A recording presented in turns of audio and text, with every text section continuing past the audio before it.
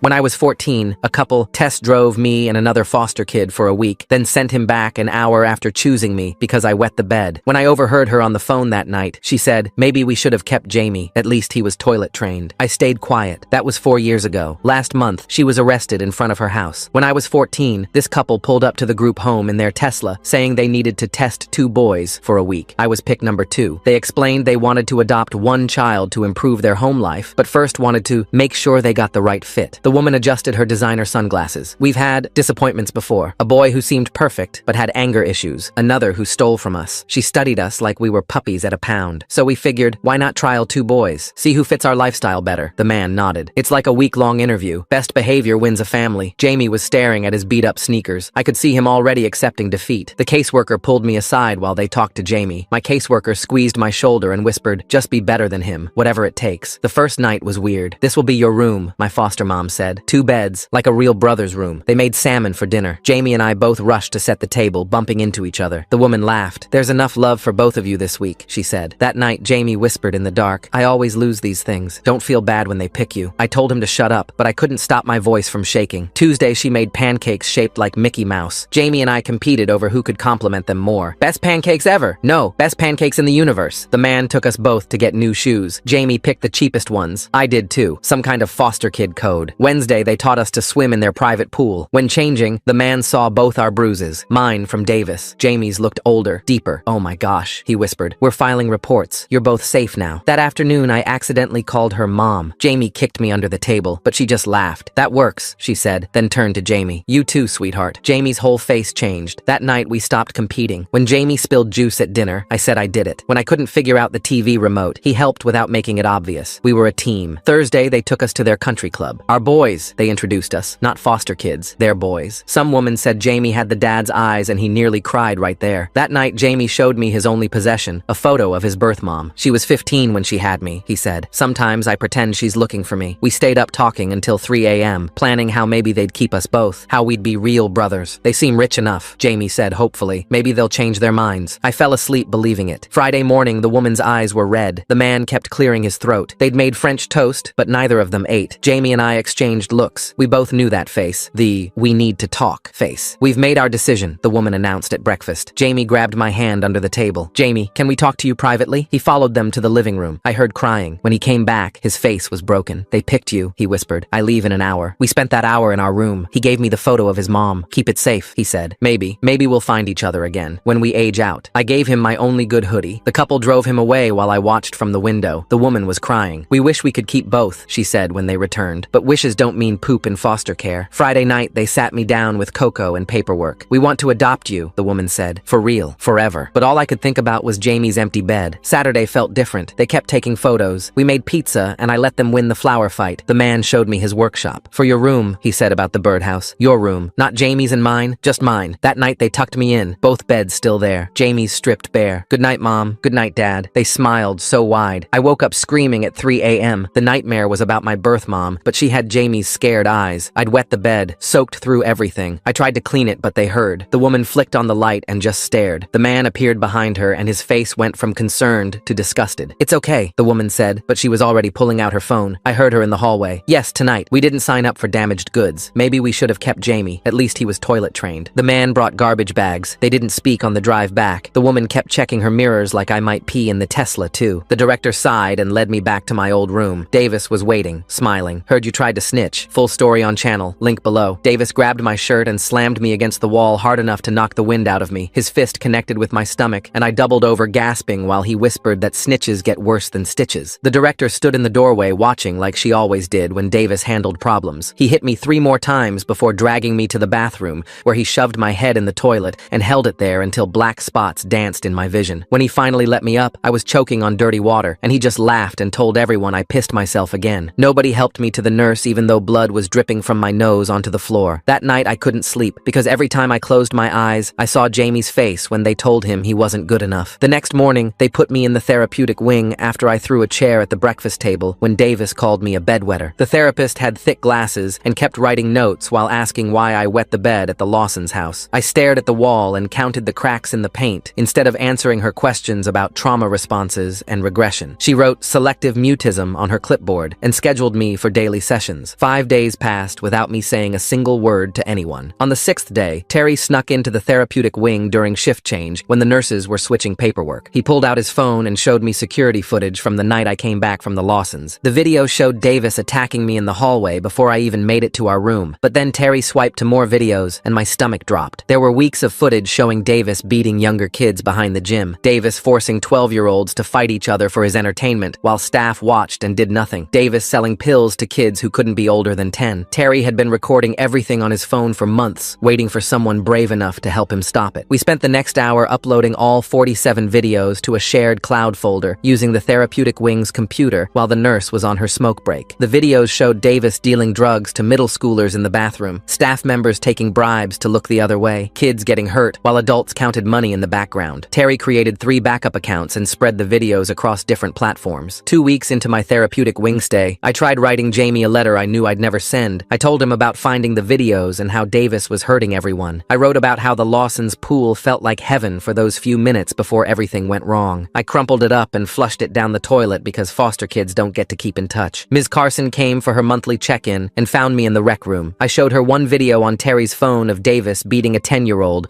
while 2 staff members watched. Her face went white and her hands started shaking as she watched the whole thing. She looked around to make sure nobody was listening, then leaned close and hissed that this could shut down Willowbrook completely. She told me to delete everything immediately, or she'd make one phone call to have me transferred to Riverside. Everyone knew Riverside was the lockdown facility where violent kids disappeared and never came back. I screamed that she was supposed to protect us, but she just pulled out her phone and started dialing. She said I had 10 seconds to decide between deleting the videos or getting shipped to Riverside by morning. That night, Terry created more backup accounts and set them to auto-post in 30 days unless we reset the timer. We were just 14 and 15 planning like we were in witness protection because nobody else would protect us. After 3 weeks, they released me from the therapeutic wing back to the main dorms. Davis smiled when I walked into the common room and everyone stopped talking to watch what would happen. He just nodded at me like he owned me now and went back to his card game. The night supervisor started bed checks at 9, but Davis slipped him $50 when he got to our room. I watched through cracked eyes as the money changed hands and the supervisor walked past without checking our bunks. Terry filmed the whole thing from his bed, using his phone tucked under his pillow. The clock by Davis's bed showed 3 a.m. when I woke up to metal scraping against metal. Davis stood over my bed holding the big scissors from the art room. "Heard you still have that picture," he said. I grabbed his wrist just as the blade came down toward my pillow. We fought without making noise because the cameras would catch us if we got too loud. His fist connected with my ribs while I tried to twist the scissors away. Terry jumped on Davis's back and wrapped his arm around his throat. The 3 of us crashed into the nightstand, but nobody came to check. Davis elbowed Terry in the stomach and swung the scissors at my face. What's really going on with this whole adoption test drive situation? The Lawsons show up with their fancy car talking about trying out kids like they're shopping for furniture, which makes me wonder what kind of people actually think that's okay. I ducked, but the blade caught my cheek and warm blood ran down my neck. Terry bit Davis's shoulder hard enough to make him drop the scissors. I kicked them under my bed while Davis punched Terry in the mouth. We kept fighting for what felt like forever, but was probably 5 minutes. Davis finally stumbled back to his bed with a bloody nose and split lip. Terry's eye was already swelling shut, and my ribs hurt with every breath. None of us slept the rest of the night. At breakfast, we sat at different tables with our faces messed up. The staff supervisor looked at us and then went back to his newspaper. A 7-year-old named Carlos stared at the cut on my face. "What happened to you?" he asked. "Fell," I said. He looked at Terry's black eye and Davis's busted lip and nodded like he understood. That's how it works here, because everyone learns to lie about everything. After breakfast, I snuck into the computer room during free time. The old desktop took forever to load, but I found Oakwood Academy's Instagram page. I scrolled through their swim team photos from last month. There was Jamie in the back row wearing my hoodie under his team jacket. He looked healthy, and his smile seemed real for once. The caption said they won their division, and Jamie got most improved swimmer. I stared at that photo for 20 minutes, wondering if he ever thought about me. Terry's mom came for her supervised visit that afternoon. She had to sit at the plastic table in the visitor's room with a staff member watching. Terry showed her the bruises on his arms and told her everything about Davis. She started crying and said she would call reporters and lawyers and anyone who would listen. The supervisor wrote something on his clipboard about her being emotionally unstable. 2 days later, we got a letter saying her visits were suspended for 3 months. Terry didn't talk to anyone for a week after that. I was in the shower Thursday morning when Davis walked into the bathroom. He held up Jamie's mom's photo that I'd hidden in my pillowcase. "Flush the videos or I flush this," he said, holding it over the toilet. That photo was my only connection to Jamie and his real family. I tackled Davis, and we both crashed through the stall door. The photo fell from his hand and landed right in the toilet water. I reached for it while Davis grabbed my head and slammed it against the porcelain porcelain. My vision went blurry, but I kept reaching for the photo. Terry ran in with his phone recording everything. Davis saw the phone and let go of my head to grab for it. I pulled the photo out of the toilet while they fought over the phone. The paper was soaked, and the image was already blurring. 2 days later, a new kid arrived at Willowbrook. Kevin was 13 and wore a medical alert bracelet that said diabetic. The director told us his parents' lawyer made them let him keep a phone for emergencies. Terry and I looked at each other across the common room. Kevin didn't know it yet, but he was about to become very important to us. I spent hours drying Jamie's mom's photo with toilet paper from the bathroom. Her face looked like someone painted it with watercolors now. The edges were torn, and you could barely make out her features anymore. I hid it inside my pillowcase again and checked on it every few hours. Kevin complained about the Wi-Fi sucking in his room the first week. Terry offered to help him find better signal spots around the building. We showed him the spot by the cameras in the hallway and near the loading dock where Davis did his deals. Kevin thought we were just being friendly, but we had bigger plans. Ms. Carson came back with her supervisor 2 weeks after I'd called her. Daniel has made serious allegations, she said in the director's office. They interviewed me with Davis sitting in the next room. I could hear his fist hitting the wall every time I answered a question. After an hour, they stood up and shook the director's hand. No evidence of abuse found, they concluded. The door closed behind them, and Davis walked past me in the hallway with this huge smile on his face. Kevin found me that night in the bathroom trying not to cry and showed me his phone screen where the Lawsons had posted on Instagram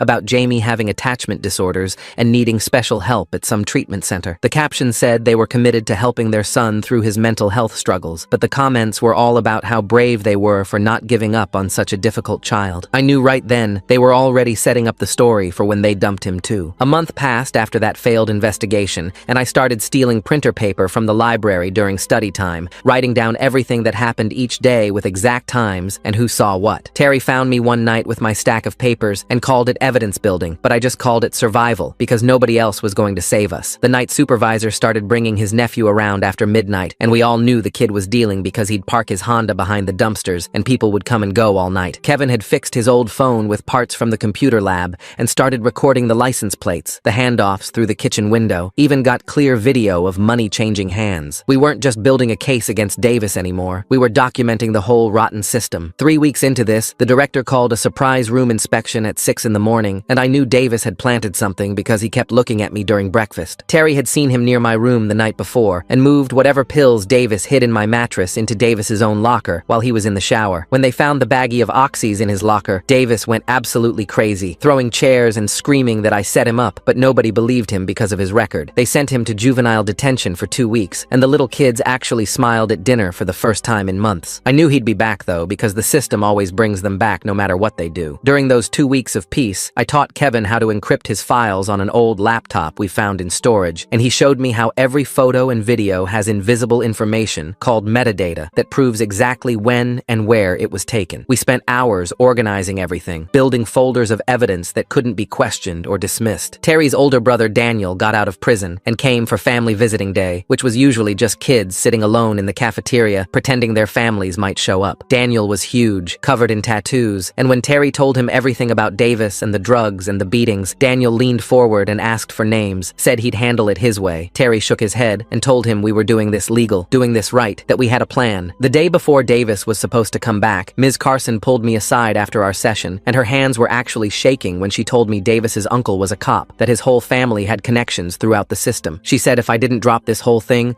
I'd disappear into some group home upstate where nobody would ever hear from me again, and I could tell she was genuinely scared for me. That night, we researched journalists who covered foster care stories and found Rebecca Johnson at the Connecticut Herald, who'd won a Pulitzer for exposing abuse at a state facility 5 years ago. Kevin set up an anonymous email account using the library computer, and we started writing everything down, organizing our evidence, preparing to send it all. Davis came back the next morning with an ankle monitor and pure rage in his eyes, but he didn't come for me that first night like I expected. Instead, he went straight for Kevin, grabbed his phone during lunch, and stomped on it over and over until it was just plastic powder on the cafeteria floor, while screaming about how there wouldn't be any more recording, any more evidence, any more games. Kevin just stood there staring at the plastic pieces on the floor while Davis walked away laughing and the staff pretended they didn't see anything happen. The next morning, 2 people in suits showed up at the front desk demanding to see Director Hoffman, and I could hear the man's voice from down the hall saying something about assault charges. Kevin's parents looked nothing like the usual foster parents who visited. His dad wore a 3-piece suit, and his mom had this briefcase that probably cost more than everything I owned. Hoffman came out of her office trying to do her fake smile thing, but Kevin's father cut her off and said that phone was medical equipment for his son's hearing issues. The word lawsuit made Hoffman's face go white, and she started making excuses about how boys will be boys, but Kevin's mother pulled out her phone and started recording everything. They took Kevin into the visiting room, and I watched through the door window as he showed them the bruises on his arms that definitely weren't from Davis breaking the phone. About an hour later, Kevin's father asked to speak with me privately, and Hoffman couldn't say no without looking suspicious, so she let him take me into the small conference room. He introduced himself as Mr. Johnson and asked if I knew what happened to Kevin's phone, so I told him everything about Davis and the ankle monitor and how he came back angry. Mr. Johnson wrote everything down in this leather notebook and then asked if there was more going on here than just bullying. I looked at the door to make sure nobody was listening and pulled out my phone to show him one of the videos Terry had uploaded to the cloud before they took his phone. His face changed completely when he saw the night supervisor hitting that kid from 2 weeks ago, and he asked how many videos we had. I told him maybe 30 or 40, and he closed his notebook and leaned forward, asking if I'd be willing to testify about what I'd seen. So the director just happens to let a lawyer parent into a private room with Daniel after all these cover-ups? Something tells me Mr. Johnson showing up right when Davis destroyed that phone isn't just lucky timing. Kevin's parents seem way too prepared for this whole situation. Before I could answer, Hoffman knocked on the door saying visiting hours were over, but Mr. Johnson handed me his business card and said to call if anything else happened to any of us. Later that day, Terry and I were in the library pretending to do homework when I told him about Mr. Johnson being a civil rights lawyer. Terry kept shaking his head saying lawyers only care about their own kids and Kevin's dad probably just wanted to get him out of here. But I remembered when Victoria had that lawyer at the country club and how different everything felt when adults with power actually gave a damn. Terry said we should wait for the reporter lady to respond, but I thought maybe we needed both, someone on the inside and someone on the outside. That night, I had the worst dream where Jamie and I were back in Victoria's pool, but the water was thick and black like oil. Jamie kept trying to tell me something, but every time he opened his mouth, the black water would pour in and he'd sink deeper. He kept saying they're watching over and over until I couldn't see him anymore, just bubbles coming up through the black. I woke up gasping and found Davis standing right next to my bed, just staring down at me in the dark. He didn't say anything, just stood there for maybe 5 minutes before walking back to his bed, and I stayed awake the rest of the night with my back against the wall. 3 days later, Mr. Johnson came back, but this time he brought another man who he introduced as a former federal prosecutor named Mr. Reeves. They met with me and Terry in the conference room, and Mr. Reeves explained how they could file charges under something called RICO, which meant they could go after everyone involved, not just individual staff members. Mr. Johnson pulled out a flip phone from his briefcase and showed us how to upload the videos to a secure Dropbox that only they could access. He said to keep the phone hidden inside this hollowed-out law textbook he brought, and only use it when we were absolutely sure nobody was watching. Mr. Reeves gave us his direct number and said to call immediately if anyone tried to hurt us or destroy evidence. After they left, things got weird fast because the night supervisor started doing rounds every hour instead of every few hours, and he'd shine his flashlight right in our faces to make sure we were really asleep. Davis figured out the pattern and started sleeping in shifts with 2 other kids, so someone was always awake watching when staff came through. We were all exhausted from barely sleeping, and kids were starting to make mistakes during the day, which got them in trouble with staff. 2 weeks passed before we finally got an email back from Rebecca Martinez saying she was interested in our story but needed to verify everything before her editor would approve it. Kevin's dad set up a meeting at his law office and told Hoffman it was for Kevin's medical evaluation, but really, Rebecca interviewed me and Terry for 3 hours. She had this tiny recorder that looked like a regular pen, and she asked about everything from the food to the punishment room to what happened to kids who tried to run. Terry showed her the scars on his back from when he first got here and tried to escape, and she took photos with her phone. She said she needed to interview more kids to establish a pattern and asked if we could help her get access without raising suspicion. The next week, I was in the library when I saw this newspaper someone left on the table with Jamie's face on the front page of the local section. The headline said, "Local Teen Wins State Science Fair," and there was a picture of him holding this huge trophy with 2 adults who the article called his supportive adoptive parents. The article talked about how he'd built some kind of water filtration system and was headed to nationals, but there was no mention of the group home or foster care or the week he had a brother. I stared at that photo until the librarian said we had to leave, and I kept thinking about how his new parents were there, cheering for him while I was hiding evidence in textbooks. That same night, Davis cornered Terry in the shower room when everyone else was at dinner, and I heard the screaming from down the hall. By the time I got there, Terry was on the floor, and his whole back was bright red from where Davis had held him under the hot water. Davis kept asking where the videos were, but Terry just lay there shaking and couldn't talk. For 3 days, Terry couldn't speak at all, and we had to bring him food because he couldn't leave his bed without crying from the pain. But he never told Davis anything about the phone or the Dropbox or the lawyers, and I knew he was tougher than any of us. The next Monday, Rebecca showed up at the group home as a volunteer tutor. computer, which Hoffman had apparently approved because it looked good for their state reviews. She had that pen recorder going the whole time and managed to interview 6 different kids while pretending to help them with homework. Davis sat at a table across the room the entire time, just watching her and watching us, but he couldn't get close enough to hear what anyone was saying. Rebecca asked each kid about specific dates and incidents we'd told her about,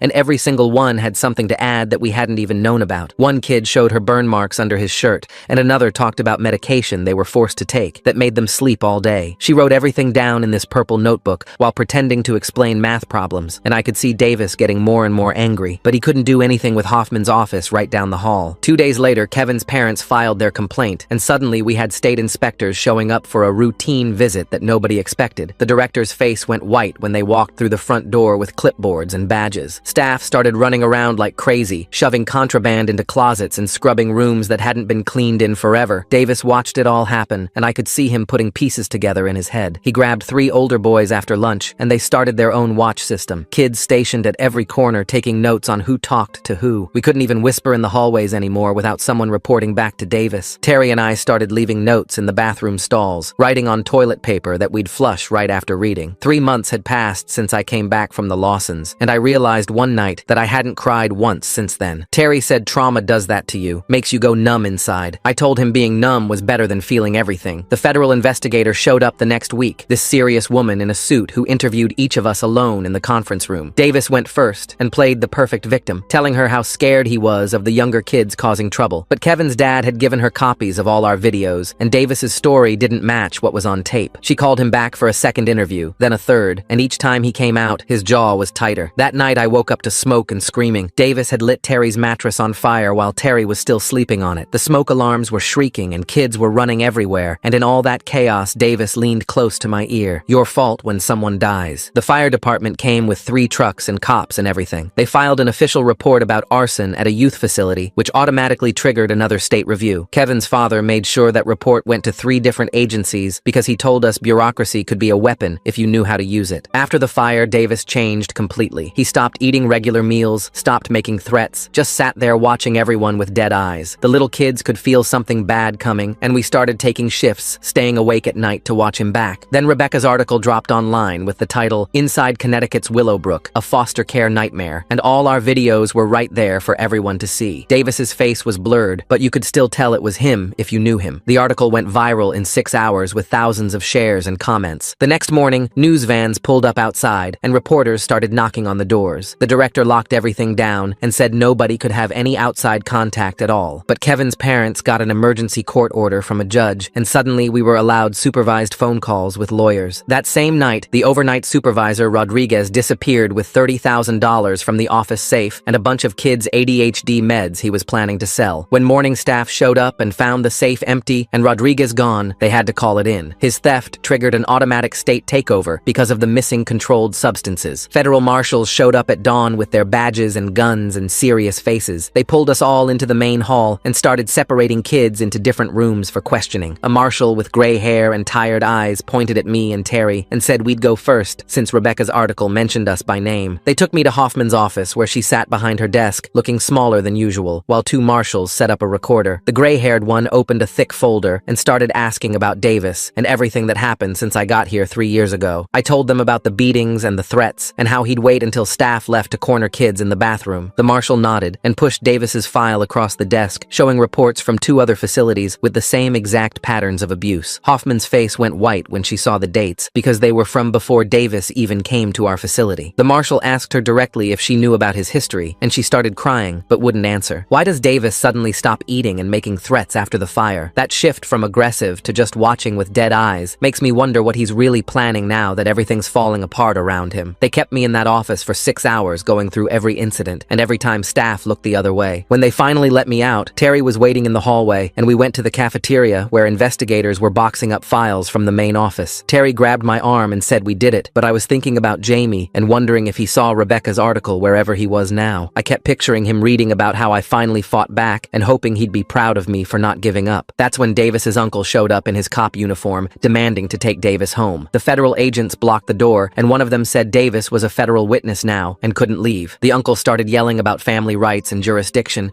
but the agents didn't move. He tried to push past them and grabbed one agent's shoulder, which was the stupidest thing thing he could have done. They had him in handcuffs within seconds, charging him with obstruction of justice and interference with a federal investigation. Davis watched from the doorway as they led his uncle out to a patrol car, and for the first time, I saw real fear in his eyes. 3 days later, we were at the courthouse for an emergency custody hearing. Kevin's parents sat in the front row with their lawyer explaining to the judge how they wanted to foster Terry and me temporarily while the investigation continued. The judge reviewed our files and all the evidence from the facility and kept shaking her head at what she was reading. She asked Kevin's parents if they understood what they were taking on, and Kevin's mom said they'd already prepared rooms for both of us. The judge stamped the papers and said placement approved pending the full investigation. A week later, I was sitting at a real dinner table for the first time since the Lawsons rejected me. Kevin's mom made spaghetti and garlic bread, and nobody had to fight over portions or watch their back while eating. Terry kept looking around like he couldn't believe we were actually in a normal house with normal people. He started crying right into his garlic bread, and Kevin's mom just rubbed his back without asking questions. The next morning, Ms. Carson showed up at Kevin's house saying she needed to talk to me. She sat on the porch looking older than I remembered and said she tried to protect us within the system's limitations. I pulled out my phone and showed her the recording I'd made of her threatening to send me to Riverside if I didn't stop complaining about Davis. She stood up without another word and walked to her car, and I never saw her again. 2 days later, they transferred Davis to federal juvenile detention to wait for his trial. I watched from Kevin's bedroom window as they led him out in handcuffs and an orange jumpsuit. He looked up and saw me and mouthed the words, "I'll find you," but he was in chains and I was free. That same afternoon, the Lawsons called Kevin's parents after seeing Rebecca's article online. Kevin's dad answered, and I could hear them on speaker saying they wanted to help and offering to pay for therapy. Kevin's dad told them to direct any communication through lawyers and hung up. That night, everything hit me at once, and I started crying harder than I ever had in my life. 3 months of fear and pain came pouring out, and I couldn't stop shaking. Terry held me while I sobbed about Jamie and the Mickey Mouse pancakes and the pool and everything the Lawsons stole from us when they chose their perfect life over 2 broken kids. I cried until my throat was raw,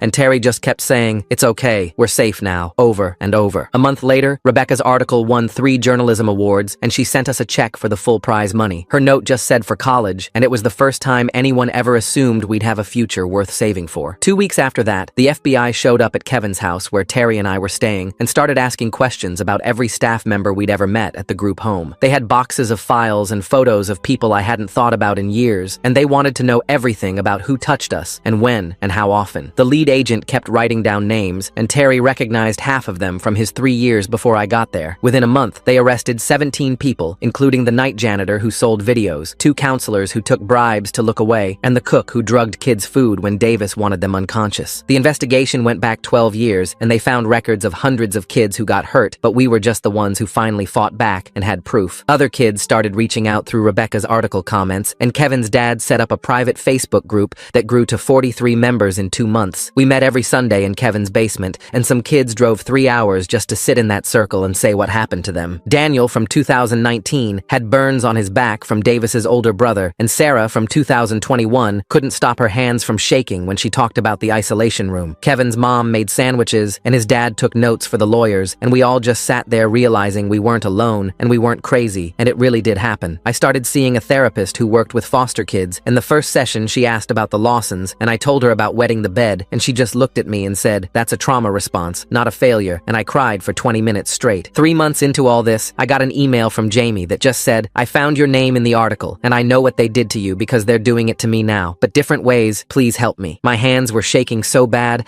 I could barely forward it to Kevin's dad, who read it and said, "Psychological abuse is harder to prove," but called child services that same day. The investigation into the Lawsons started the next week, and they found 5 other boys before Jamie, who all got returned for behavioral issues after a few weeks or months. Davis's trial started in March, and I sat in that witness chair for 3 hours, showing the bruises and the videos and explaining every single thing he did, while his lawyer kept calling me a liar and an attention seeker. The judge had to call 2 recesses because jury members were crying, and when they played the video Terry took of Davis beating that 8-year-old kid, the whole courtroom went dead silent. Terry testified the next day, and that's when everything exploded, because he told them about the 2 younger boys Davis raped in the basement and how they never reported it because Davis said he'd kill them. Terry had been recording on his phone for months and had their voices saying what happened, and when the prosecutor played those recordings, you could hear people gasping in the gallery. The judge called a week break after that, and Kevin's family took us camping to get away from all the reporters and lawyers, and it was the first time I'd ever seen real stars without bars or mesh or dirty windows in the way. Terry and I stayed up all night by the fire just looking at the sky and not talking about any of it. it, because sometimes you just need to remember there's a whole world outside of courtrooms and group homes. When we got back, the investigation into the Lawsons had blown up because they found emails between them and other couples about trading kids like they were shopping for furniture and comparing notes on which boys were most desperate for love. Jamie had lost 15 pounds in 2 months because they stopped feeding him when he disappointed them, which was basically every day since he couldn't be perfect enough. He finally ran away and showed up at Kevin's house at 2 in the morning with just the clothes on his back, and Kevin's mom took one look at him and called emergency services while making him eat everything in the fridge. 2 weeks later, they let me see Jamie at the group therapy place downtown. He was sitting in the waiting room wearing my old hoodie that hung loose on him now since he'd lost so much weight. We both stood there not knowing what to do with our hands or where to look. The therapist watched us from the doorway like we were some kind of science experiment. Jamie pulled something from his pocket, and I realized it was the photo of his mom he'd given me that week, but I still had the original in my wallet. He must have gotten a copy made. We sat on opposite ends of the couch, and the silence felt heavy. His hands kept shaking, and he kept pulling the hoodie sleeves down over them. I wanted to say something about how sorry I was, or ask if he was okay, but the words got stuck. The therapist finally left us alone, and Jamie just stared at the floor. I pulled out his mom's photo from my wallet and slid it across the coffee table. He looked at it for a long time, then pushed it back to me. "Keep it," he said quietly. Those were the only words we said to each other that whole hour. The next morning, Victoria and Richard showed up at Kevin's house with 2 police officers demanding Jamie back. Kevin's dad met them at the front door, but he wasn't alone. 3 people in dark suits with federal badges stood behind him. "Jamie Rodriguez is in protective custody pending investigation of child endangerment," one of the agents said. Victoria started screaming about their rights, and Richard tried to push past them, but the agents didn't move. "You're both under arrest for child endangerment and abuse," the agent continued. The police officers who came with them looked confused until the agent showed them some paperwork. Victoria's face went white when she saw whatever was on those pages. They put them both in handcuffs right there on Kevin's front lawn while half the neighborhood watched. 3 weeks later, I had to testify at Davis's trial. The courtroom was packed with kids from Willowbrook and their new foster families. Davis sat at the defendant's table in an orange jumpsuit, looking smaller than I remembered. The prosecutor showed pictures of my bruises and the bruises on 6 other kids. Terry crying into his garlic bread seems like such a strange detail to include. Why that specific image? The timing of Ms. Carson showing up right after they get placed feels convenient, and I'm curious why she'd even try that conversation knowing what they have on her. One kid who was only 8 had to testify by video because he was too scared to be in the same room as Davis. When the verdict came back guilty on all counts, Davis didn't even react. The judge gave him 15 years, starting in juvenile detention, then transferring to adult prison when he turned 18. As we filed out of the courtroom, one of the younger kids Davis had hurt grabbed my hand. "Thank you," she whispered. Her foster mom quickly pulled her away, but I saw her mouth the words again. The next day, Director Hoffman took a plea deal. Her lawyer argued she was just overwhelmed and made mistakes, but the prosecutor had Ms. Carson's 17 reports that Hoffman had buried. The judge wasn't buying the sob story. "You had a duty to protect these children and you failed," he said. 2 years in prison and a lifetime ban from working with children. Hoffman cried through the whole sentencing, but nobody in that courtroom felt bad for her. Ms. Carson's trial was different. She wasn't on trial for crimes, but as a witness in the state's case against the whole system. She brought boxes of evidence, copies of every report she'd filed over 3 years. 17 reports about Davis alone, 23 about other abuse at Willowbrook. Each one stamped received by the state office, then filed away with no action taken. The state's lawyer tried to argue she should have done more, but Ms. Carson had receipts for everything. Certified mail slips, email read receipts, even recordings of phone calls where supervisors told her to stop making waves. The judge ordered an immediate audit of every group home in the state. That afternoon, the state announced Willowbrook's permanent closure. All of us were getting moved to vetted foster homes within the week. Terry and I got lucky because Kevin's mom had already started the paperwork to take us both. When the official foster placement came through, it felt weird signing papers that said we were brothers now, at least on paper. Kevin's mom made a big dinner to celebrate, but it felt more like relief than joy. The Lawsons' trial started 2 months later. Jamie and I had to testify on different days so we wouldn't see each other. I told them about the competition week, how they made us perform for them like dogs at a dog show. I told them about the Tesla ride back after they rejected me for wetting the bed. Jamie's testimony was worse. He talked about months of psychological torture after they chose him. No food if he disappointed them. Locked in his room if he showed any emotion they didn't like. They wanted a perfect doll, not a real kid with real problems. 5 other boys testified by video link from different states. All of them had similar stories about trial weeks and being discarded when they showed any sign of being actual humans with needs. One boy said they returned him after he got a B on a test. Another got sent back for crying when his birth dad died. The jury deliberated for less than an hour, guilty on all counts of child abuse and endangerment, but the judge gave them a suspended sentence with probation because they had no prior record and good lawyers, no No jail time, but they went on the abuse registry and could never foster or adopt again. Jamie was finally free from them legally. That's when everything changed. A woman named Rosa Rodriguez had seen Jamie's picture in the news coverage of the trial. She was his biological grandmother, and she'd been searching for him for years. The state had told her Jamie's mom was dead,